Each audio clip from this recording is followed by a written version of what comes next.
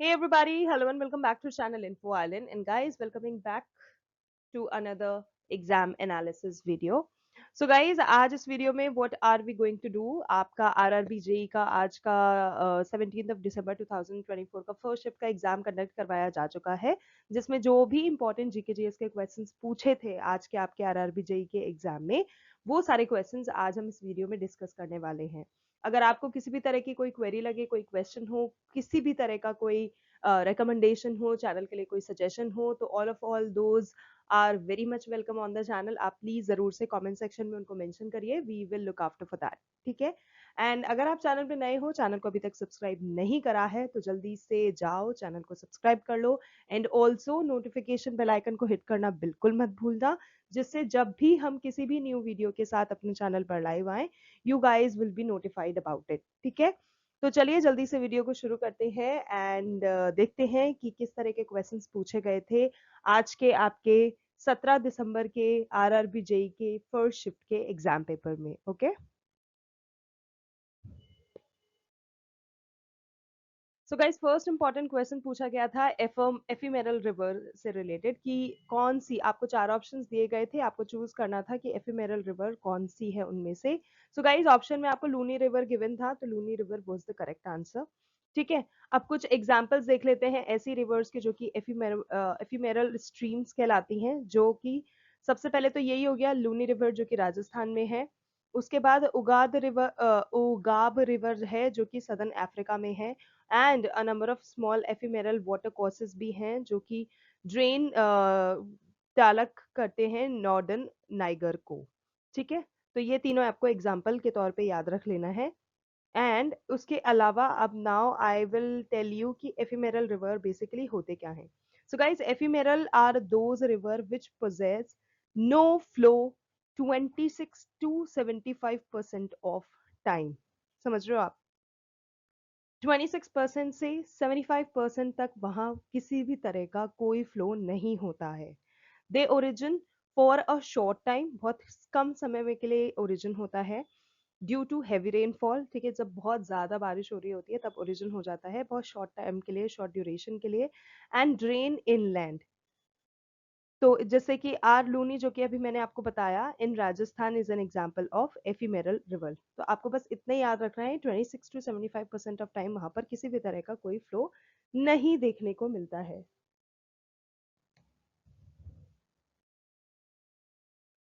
Okay, next question, who was the leader of the opposition of the 18th लोक सभा? तो guys, 18th लोक सभा जो कि एट प्रेजेंट चल रही है, उसके जो ऑपोजिशन लीडर थे वो है Rahul Gandhi. So Rahul Gandhi is the correct answer here.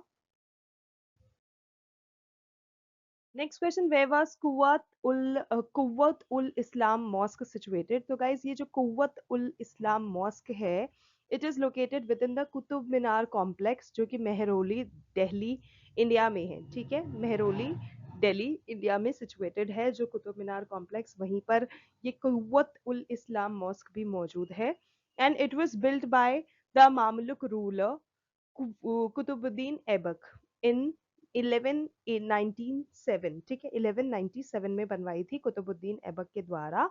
And is considered the earliest extant mosque built by the Delhi sultans. Okay, next question. What is the structure of a solenoid? So guys, solenoid basically क्या होता है? Solenoid is a type of a electromagnet which is formed by a helical coil of wire, जिसकी जो length होती है that is substantially greater than its diameter. ठीक है, जो पूरा डायमीटर होता है उससे ज्यादा उसकी लेंथ होती है, which generates a controlled magnetic field. The coil can produce a uniform magnetic field in a volume of space when an electric current is passed through it. Okay, as I just told you, ठीक है, as I just told you कि जो solenoid होता है, it is a helical coil of a wire composed of numerous loops. तो ये जो है ये इसकी short में definition कह सकते हैं आप, meaning इसका कह सकते हैं। ठीक है, solenoid का। Next question, what does it take to be a president? एक प्रेसिडेंट बनने के लिए, अगर आपको एक इंडियन प्रेसिडेंट बनना है, तो what are the requisites basically?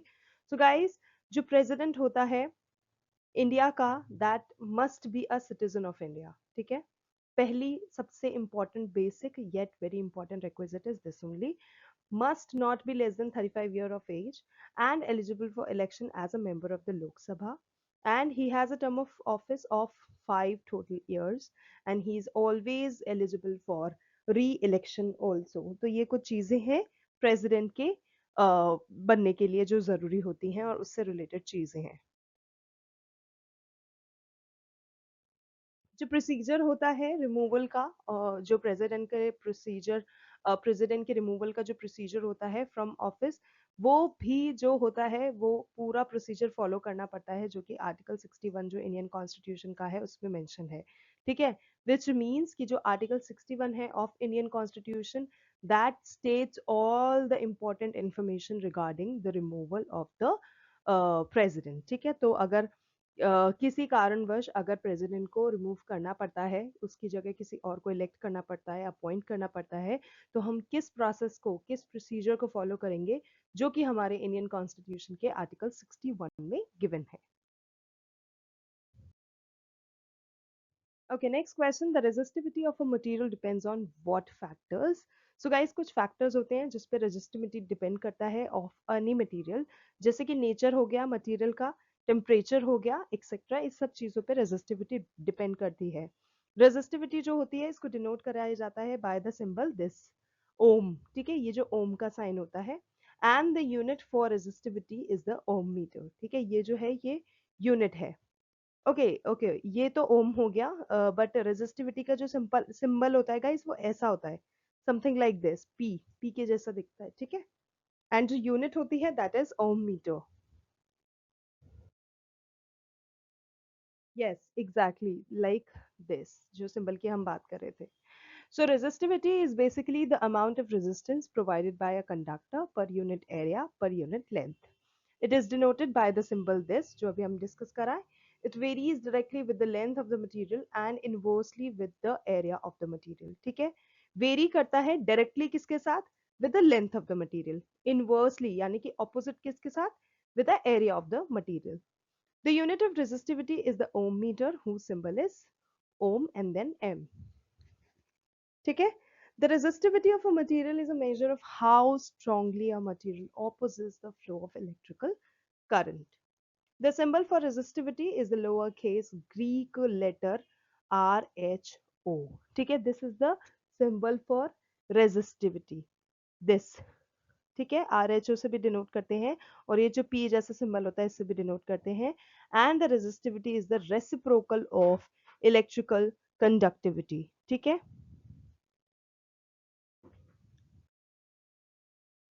okay, next question, where is Dakshineshwar Kali temple situated? तो guys, जो दक्षिणेश्वर काली temple जो है, it is situated on the eastern bank of the Hooghly river, which is a tributary of the Ganga in the metropolitan city of Calcutta in West Bengal, India। So basically Dakshineswar Kali temple कहाँ situated है, Calcutta, West Bengal। It is dedicated to Kali, तो काली देवी का मंदिर है, which is the Hindu goddess of destruction of evil and demons। ठीक है, काली माता का वहां मंदिर है।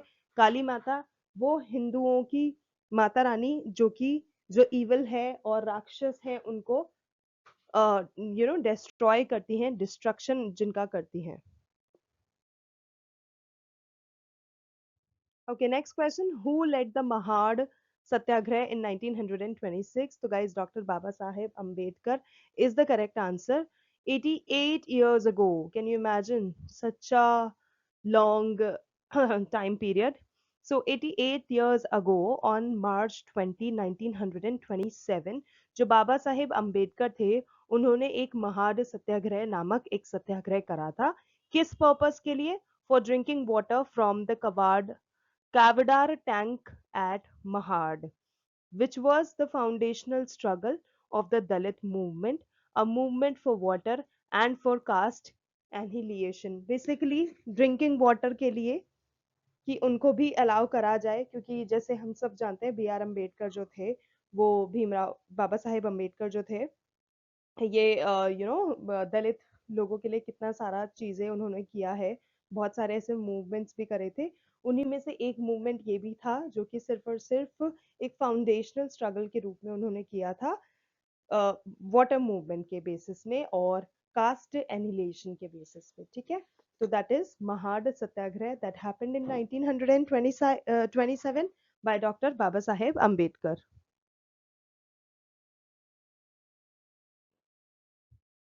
Next question, who was the first Attorney General of India? So guys, Attorney General of India जो हैं वो होते कौन है? Basically they are the chief. इनको कहते क्या है? इनको guys भारत के महान न्यायवादी के नाम से भी जाना जाता है, attorney general for India. So attorney general for India basically होता कौन है? Is the chief legal adviser of the government of India. The attorney general जो होता है that is appointed by whom? That is appointed by the president of India at the instance of the union cabinet under article 76 subsection 1 of the constitution and hold office during the pleasure of the president। तो ये होते हैं first, ये होते हैं attorney general of India. Now because आपसे पूछा गया था who was the first attorney general of India, तो गाइज वहां पर आपका करेक्ट आंसर हो जाएगा एमसी सीतलवाड़। तो एमसी सीतलवाड़ जो है he was the first attorney general of India और उन्होंने सर्व करा था on this position of attorney general from 28 January 1950 to 1st March 1963 and he is the only attorney general of India जिसने इतने लंबे समय तक सर्व करा था on this particular position which is for a total of 13 years। So MC Setalvad is the correct answer. So guys ये जो attorney general होते हैं they are also set to be the highest legal authority of the country. And अगर हम current में attorney general की बात करें कि करंट में अटॉर्नी जनरल कौन है इंडिया के, so it is R Venkataramani जो कि 16th अटॉर्नी जनरल है इंडिया के and he was appointed on 1st of October 2022 and till date he is serving as as a highest legal authority of India on this particular position of Attorney General of India. Okay, next question. What does Article 20 of the Indian Constitution states? So, guys, Article 20 जो है Indian Constitution का that gives the protection in respect of conviction for offences. ठीक है, offences के aspect में respect में वो protection provide करता है and it falls in the part 3 of the Indian Constitution and it is a part of fundamental right also. Article 20 जो है इंडियन कॉन्स्टिट्यूशन का it basically safeguards individuals from unjust convictions. It ensures that no one can be found guilty of an act that wasn't illegal at that time, ठीक है, something that that particular individual has done और जब उसने वो काम किया था जब अगर वो इलीगल नहीं था बाद में इलीगल हो गया है तो उसको उस चीज के लिए सजा नहीं मिले। ये इस चीज से रिलेटेड है article 20 and can not receive a punishment exceeding what the law allowed then, ठीक है, उस समय पे जो लॉ के हिसाब से चीजें थी वही रहेगी and cannot be forced to testify against themselves or be tried twice for the same offense. This protection applies to everyone, including citizens, foreigners, and companies, and remains effective even during emergencies. As a result, it serves as a pillar of the Indian Constitution. All people, including both Indians and foreigners, they are eligible for the protections provided by the Article 20 of the Indian Constitution. So that's all about the Article 20. अब हम बात करते हैं कुछ ऐसे rules जो कि apply होते हैं in order to convict a person of a crime, ठीक है। तो सबसे पहले तो a person can be convicted of an offence when it is an offence committed under the act which was in force at that particular time, ठीक है। Secondly no person can be punished more than once for the same offence. thirdly no person can be compelled to give evidence against himself। Okay, next question. Who has hosted the 46th World Heritage Committee session of UNESCO? So guys, इसका correct answer हो जाएगा new Delhi, India, क्योंकि India ने ही host करा था 46th world heritage committee session जो हुआ था यूनेस्को का, ठीक है। So guys the 46th session of the United Nations, ठीक है, यूनेस्को की फुल फॉर्म यहाँ पे नोट कर लो, याद कर लो, United Nations educational scientific and cultural organization, ठीक है, UNESCO, world heritage site, oh sorry, World Heritage Committee, hosted by India for the first time, was held at the Bharat Mandapam, जो कि न्यू दिल्ली में है, ठीक है, और ये इंडिया में पहली बार होस्ट किया गया था भारत मंडपम में 21 टू 31 जुलाई 2024 को। जो कमेटी है उसने इंस्क्राइब करी थी 26 नई heritage sites on UNESCO's world heritage list, ठीक है, 26 न्यू हेरिटेज साइट्स। और गाइज बात करें इस इवेंट के इनॉग्रेशन की, so guys this 46th session of world heritage committee was inaugurated by Narendra Modi, who is the Prime Minister of India, and along with Audrey Azoulay, who is the Director General of UNESCO, and other international dignitaries. So ये तो बात हो गई inauguration की। अगर closing ceremony से related भी आपको कोई क्वेश्चन पूछा जाए, सो गाइज इस चीज को भी याद रखना that the closing ceremony was graced by Union Minister who is Gajendra Singh Shekhawat, Ministry of Culture, ठीक है, and Ministry of Tourism। इसके अलावा विशाल वी शर्मा हो गए who is the chairman of WHC, and Lazare Eloundou Assomo who is the director of WHC, UNESCO and other key dignitaries. तो ये चीज भी गाइस काफी ज्यादा इंपॉर्टेंट है, आप याद रखना, बिकॉज यू नेवर नो, आपसे अगर इससे रिलेटेड कुछ पूछ लिया जाए then you must be in the situation to answer those questions.